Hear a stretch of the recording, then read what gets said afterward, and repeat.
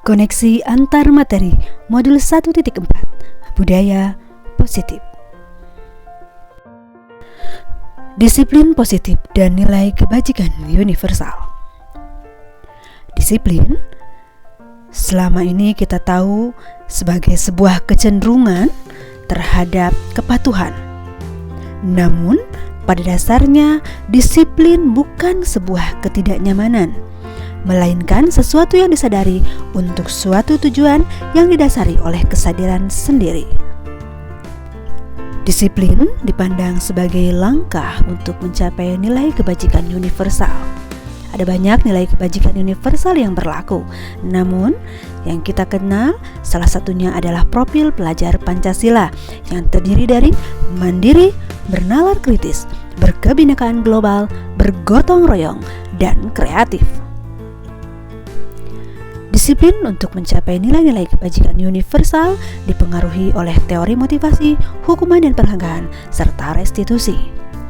Motivasi terkait dengan motivasi eksternal dan motivasi internal. Motivasi eksternal terdiri dari bagaimana cara orang menghindari hukuman, sedangkan motivasi internal datang dari dalam diri dengan tujuan disiplin yang lebih positif. Selama ini kita mengenal disiplin erat sekali kaitannya dengan hukuman dan konsekuensi. Keduanya hampir mirip namun pada dasarnya sangatlah berbeda. Hukuman biasanya dikaitkan dengan sesuatu yang menyakitkan dan harus terjadi, sedangkan konsekuensi hanya sebagai sesuatu hal yang harus terjadi. Hukuman dikaitkan dengan ketidaknyamanan, sedangkan biasanya konsekuensi juga ketidaknyamanannya hanya lebih bersifat pendek. Nah, hukuman biasanya anak akan menjadi tersakiti, sedangkan konsekuensi biasanya anak hanya mengalami ketidaknyamanan. Ada sebuah konsep pembentukan disiplin selain dari hukuman dan juga konsekuensi. Ada disebut dengan restitusi. Restitusi adalah proses penciptakan kondisi bagi murid untuk memperbaiki kesalahan mereka sehingga mereka bisa kembali pada kelompok mereka dengan karakter yang lebih kuat. Restitusi ini sifatnya kolaboratif dan biasanya tujuannya sangat mulia dan datang dari diri sendiri. Dalam rangkaian kegiatan restitusi, guna mencapai disiplin menuju nilai-nilai kebajikan universal, maka harus dibentuk sebuah keyakinan kelas, di mana keyakinan kelas merupakan kesepakatan antara guru dan siswa yang dibuat bersama-sama sesuai dengan keinginan dan tanpa paksaan dari kedua belah pihak.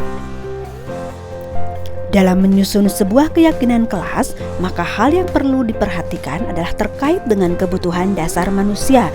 Dalam hal ini adalah siswa. Ada 5 kebutuhan dasar yang terkait dengan kebutuhan pokok manusia. Di antaranya adalah power, freedom, fun, belonging, dan ini semua tercakup untuk kebutuhan mereka dalam bertahan hidup. Dalam kegiatan restitusi, guru memiliki peran yang sangat penting. Ada 5 posisi kontrol guru dalam proses restitusi. Yang pertama, guru sebagai penghukum, guru sebagai pembuat rasa bersalah, guru sebagai teman, guru sebagai pemantau, dan guru sebagai manajer. Dan di antara kelima ini yang paling ideal adalah posisi kontrol guru sebagai manajer. Lalu apa sajakah tahapan-tahapan dalam kegiatan restitusi? Ada 3 tahapan. Yang pertama adalah menstabilkan identitas, kemudian validasi tindakan yang salah, dan juga menanyakan keyakinan. Melalui kegiatan restitusi, diharapkan maka terbentuk budaya positif dan disiplin positif terhadap para pelajar di Indonesia.